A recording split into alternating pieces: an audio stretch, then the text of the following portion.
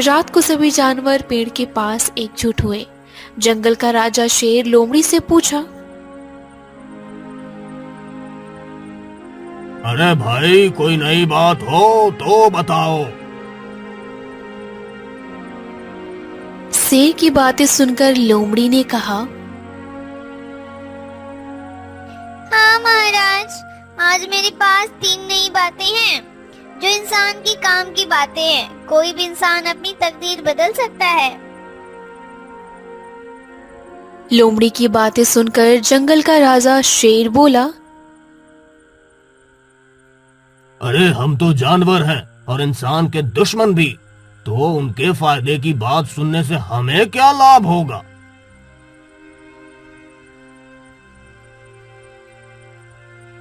तभी शेर की बातें सुनकर लोमड़ी बोला,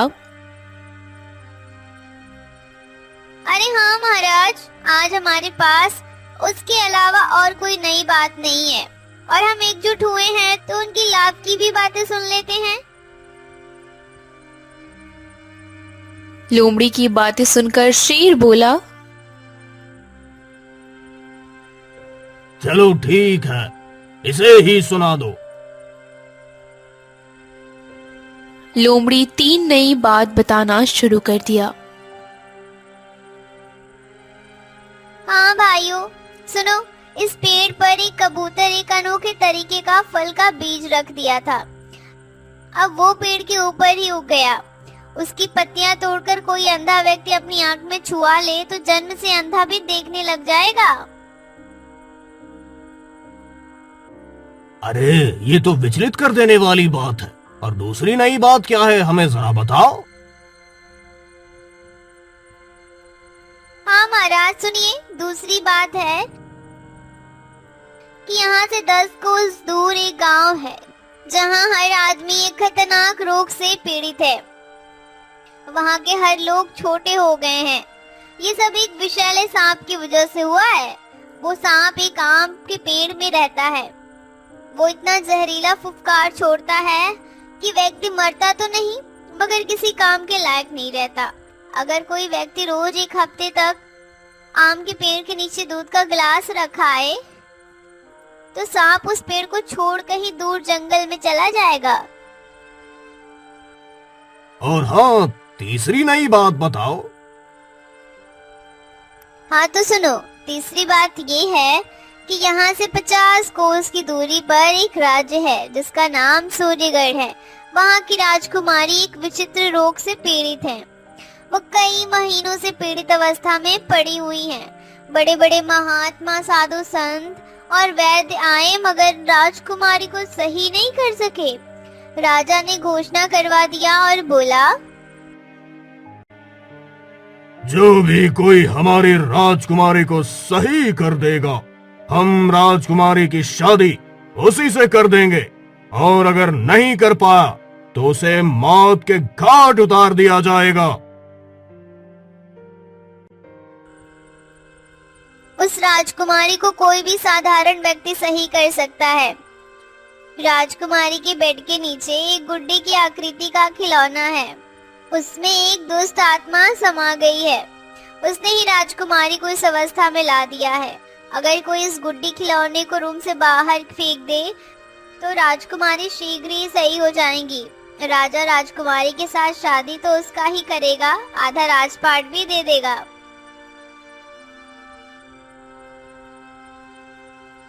सभी जानवर लोमड़ी की बात सुन के कहने लगे,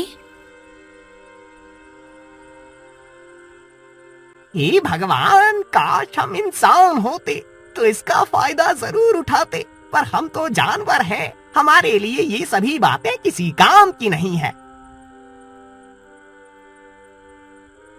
जानवर की बात होने के बाद सभी जानवर चले गए और इधर अंधा जानवरों की सभी बातें ध्यान से सुन रहा था। वो पेड़ पर अनोखे तरीके की पत्ती ढूंढने लगा। काफी देर ढूंढने के बाद वो पौधा उसी डाल पर था जिस डाल पर वो बैठा था, और वो पौधा मिल गया।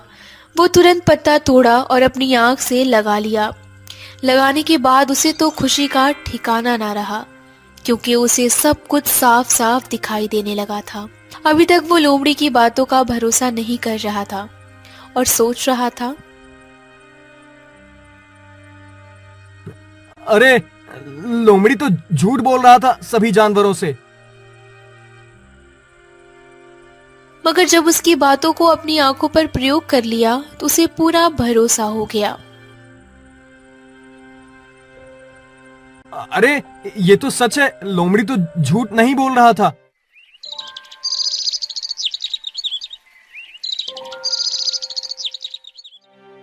अगली सुबह होते ही पेड़ से नीचे उतरा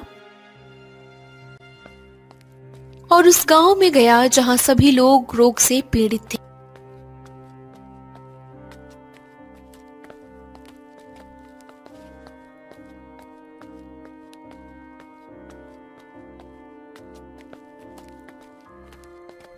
उस गांव में जाकर एक जमींदार से बोला, जमींदार साहब, आप सभी लोगों को इस खतरनाक रोग से बचा सकता हूँ, मगर बदले में हमें आप सब लोग क्या दोगे? तभी गांव का जमींदार बोला, अरे भाई, हमारे पास बचा ही क्या है कि आपको कुछ दे सके। फिर भी जितना हो सकेगा आपको जरूर देंगे। अंधा भाई पूरे तरीके से ठीक हो चुका था। अब वो अंधा नहीं, रामू बन चुका था। तो रामू ने गांव वालों को तसल्ली दिलाया और बोला,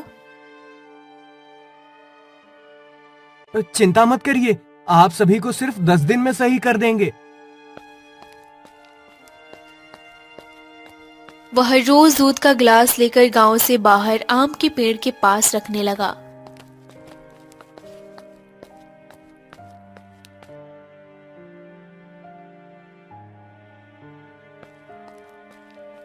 दसवें दिन देखा कि वह सांप गांव छोड़कर कहीं दूर चला गया।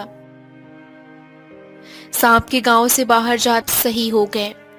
रामू गांव के जमींदार से सिर्फ अपने लिए कपड़ा लिया, क्योंकि उसके कपड़े फट चुके थे। वो उस गांव से आगे बढ़ा। 5 दिन चलने के बाद वह सूर्यगढ़ राज्य में पहुंच गया। वो राजमहल के गेट पर गया और सैनिकों से बोला,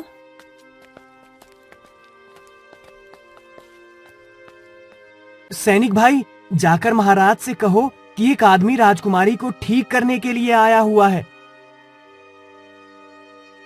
सैनिक उसकी बातें सुनकर बोले,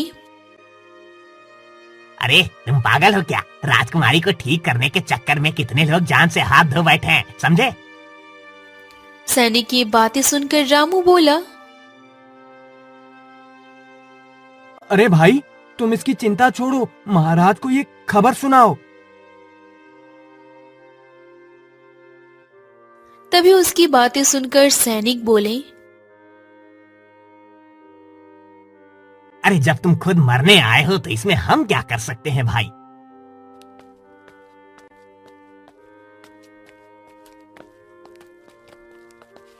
सैनिक ने महाराज को खबर दे दिया।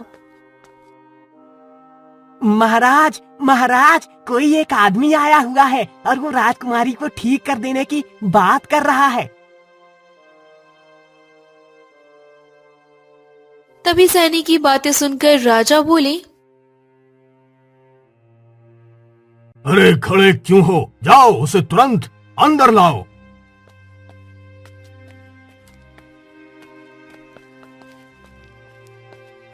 रामू जब महाराज के पास आया तो राजा बोले,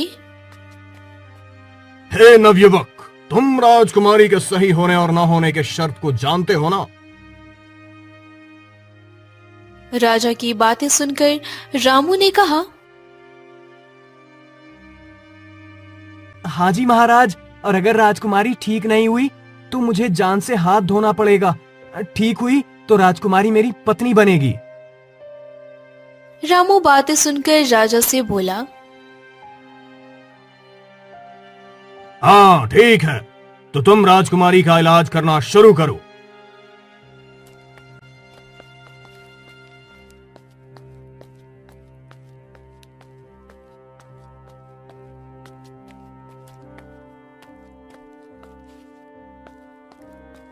रामू राजकुमारी के रूम में गया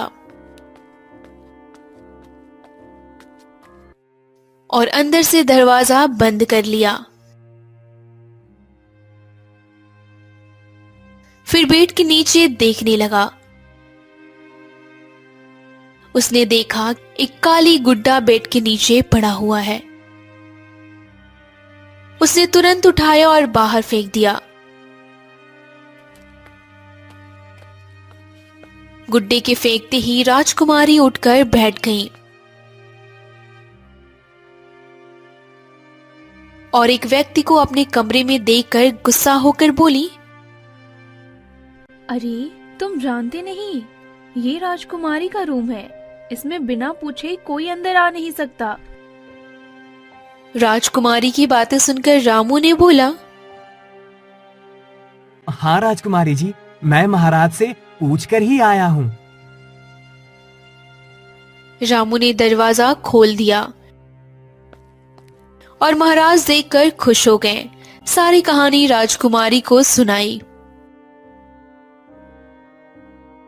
अरे बेटी, तुम्हें ठीक करने वाले को तुम्हारा पति बनने का वचन दिया था। आज से तुम्हारा ये पति ही नहीं, जीवन दाता भी है। इस तरह रामू राजकुमारी का पति बन गया। महाराज का कोई राजकुमार था ही नहीं, उसे अपना राज्य राजकुमारी को ही देना था, तो रामू को वहां का राजा बना दिया। रामू एक दिन अपने राज्य में घूमने के लिए निकला। उसने देखा कि एक व्यक्ति उसे बड़े ध्यान से देख रहा था। जब रामू ने उसे देखा तो वो भागने लगा।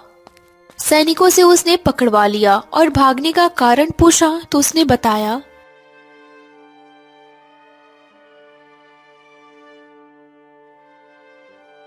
मुझे माफ कर देना, मैं आपका वही भाई हूँ जो जंगल में आपको पेड़ से बांधकर भाग आया था और आप तो राजा बन गए। पंकज की बातें सुनकर रामू बोला,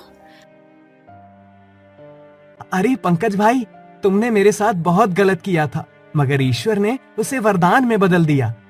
तुमने मेरे साथ अगर धोखा नहीं किया होता तो तुम राजा के छोटे भाई होते, मगर जो गलती मेरी बूढ़ी माँ ने की थी वो मैं नहीं कर सकता। अगर तुम्हारे पास थोड़ी बहुत अक्ल है तो उस पेड़ के पास अपनी तकदीर बदल डालो। पंकज शीघ्र उस पेड़ के पास गया और रात होने पर पेड़ पर चढ़ गया और जंगल के सभी जानवर पेड़ के पास एकजुट हुए। लोमड़ी शेर से कहने लगा,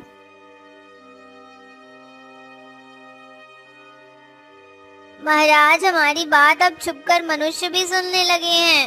एक अंधा सुनकर राजा बन गया। हमें बातें करने से पहले पेड़ पर चढ़कर देख लेने चाहिए कि कोई इंसान छुपा तो नहीं है। तुम पेड़ पर चढ़कर देखो तो कोई व्यक्ति छुपा तो नहीं है ना।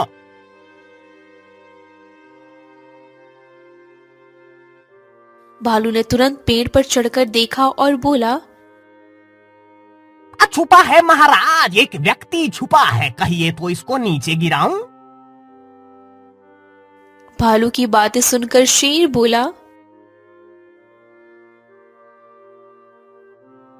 अरे उसे जल्दी नीचे गिराओ, मैंने कई दिनों से इंसान का मांस नहीं खाया है, आज उसे खाऊंगा। इस तरह शेर उसे खा गया। लालच का फल हमेशा बुरा ही होता है। ज्यादा के लालच में सब कुछ खत्म हो जाता है। राजू बेटा, तुम्हारी बदौलत ही आज इस गांव के लोगों में इतनी हिम्मत आई है कि ये सब लोग मिलकर पानी के लिए कोशिश करने लगे हैं। अगर एक दफा हमारे गांव में भी पानी आ गया तो बाकी गांव की तरह हमारा गांव भी खुशहाल हो जाएगा। बिल्कुल चाची, ऐसा ही होगा। देखना, कुछ ही दिनों में हमारे गांव में भी पानी होगा और फिर हमारे गांव की औरतों को दूर दूर पानी लाने की जरूरत नहीं होगी। गांव वाले मिलकर कुआं खोदना शुरू कर देते हैं। इधर जब सरपंच को ये बात पता चलती है तो सरपंच गुस्से से लहूलुहान हो जाता है। इसको तो सरकार की तरफ से भी इजाजत मिल गई, मतलब कि ये लड़का कुछ ना कुछ करके ही मानेगा। ये इतनी आसानी से बाज आने वाला नहीं है, इसका कोई पक्का सॉल्यूशन निकालना होगा। राजू और गांव के लोग मिलकर सुबह से शाम तक कुआं खोदते हैं। चलो अब बस करो, गांव के सभी लोग थक चुके हैं और अंधेरा भी हो चुका है। वैसे भी एक ही दिन में कुआं खोदकर पानी नहीं मिलेगा, हमको मेहनत करना पड़ेगी। सब गांव वाले बहुत खुश थे। अब हर गांव वाले के दिल में एक उम्मीद थी कि पानी मिल जाएगा। सब लोग खुश थे और खुशी खुशी अपने घर वापस चले जाते हैं। राजू, तुमने तो बहुत अच्छा काम कर दिया है। सारा गांव तुम्हारी सिफतें कर रहा है। ये तो बहुत ही मुश्किल काम था जो तुमने बहुत आसानी से कर दिया। बस अब अगर हमारे गांव में पानी आ गया तो हमारे गांव की सारी मुश्किलें खत्म हो जाएंगी। बिल्कुल भैया, अब तो हमें सरकार की तरफ से भी इजाजत मिल चुकी है। जल्द ही हमारा गांव भी इस पानी की नेमत से नवाज दिया जाएगा। जब गांव के सभी लोग सो जाते हैं तो गांव का सरपंच अपने कुछ आदमी भेजकर वो कुआं जो कि गांव वालों ने बहुत मेहनत से खोदा था उसको वापस भरवा देता है। अरे राजू, जल्दी बाहर निकलो, आओ मेरे साथ देखो, हमारी सारी मेहनत जाया हो गई। किसी ने कुआं फिर से भर दिया है। क्या हुआ बलिया, सुबह सुबह इतना शोर क्यों मचाया हुआ है? और क्या बोल रहे हो? मुझे समझ नहीं आई तुम्हारी। राजू, जो हमने कल पूरा दिन लगाकर कुआं खोदा था, किसी ने रातों रात उसको फिर से भर दिया है। चलो आओ मेरे साथ, मैं दिखाता हूँ। ये क्या बोल रहे हो? ऐसा कैसे हो सकता है? और हमारे गांव का कोई आदमी ऐसा क्यों करेगा? आखिर पानी तो सबकी जरूरत है। गांव के सभी लोग वहां पर इकट्ठा हो जाते हैं। गांव के सभी लोग बहुत ज्यादा उदास थे कि उन्होंने इतनी मेहनत से कुआं खोदा जो कि किसी ने रातों रात आकर भर दिया। लेकिन फिर भी राजू ने सबको तसल्ली देते हुए कहा, मुझे लगता है कि गांव में कुछ ऐसे लोग हैं जो नहीं चाहते कि हमारे गांव में खुशहाली आए, और इसी वजह से वो हमारे काम में रुकावटें पैदा करना चाह रहे हैं। मेरे भाइयों, किसी ने भी दिल छोटा नहीं करना और दिल लगाकर काम करना है। और आज रात से कुएं की निगरानी के लिए गांव के कुछ लोग यहाँ पर रुकेंगे। जब तक कुएं का काम मुकम्मल नहीं हो जाता और हमें पानी मिल ना जाए, तब तक निगरानी भी करनी पड़ेगी। हाँ बिल्कुल राजू, ये तुमने बात ठीक की है। कोई ना कोई तो ऐसा है जो कि नहीं चाहता कि हमारे गांव में पानी आए। इसी वजह से उसने कुएं को बंद करवा दिया है। हम लोग यहाँ पर रखवाली किया करेंगे।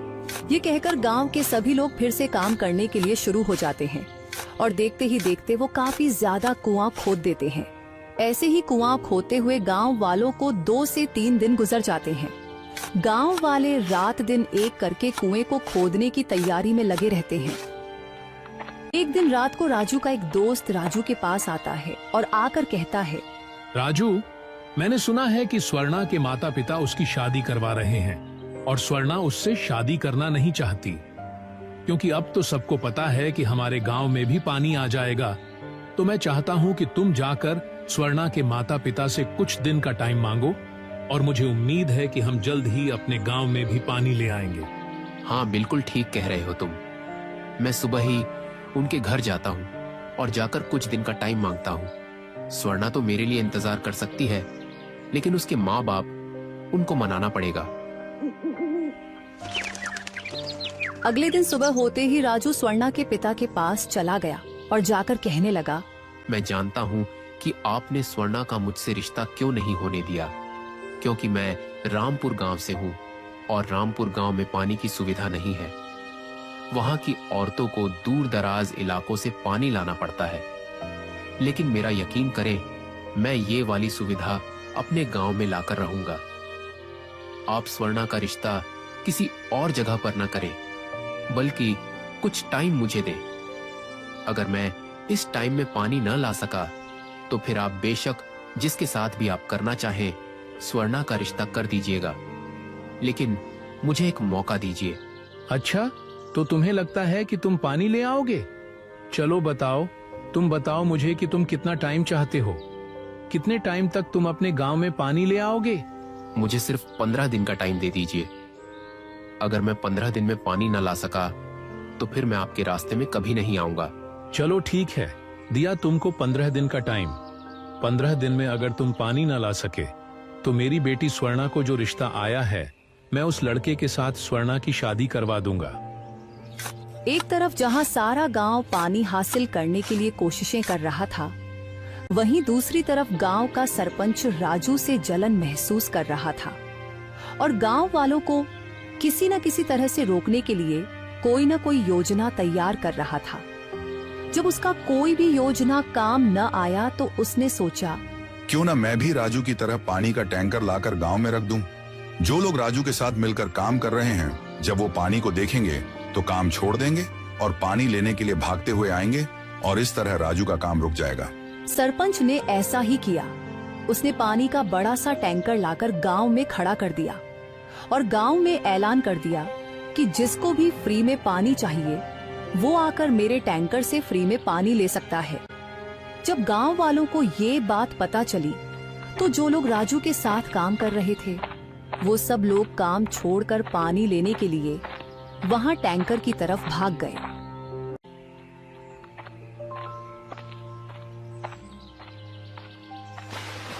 अरे इंद्री काकी गिर गई, चलो जल्दी उठाओ।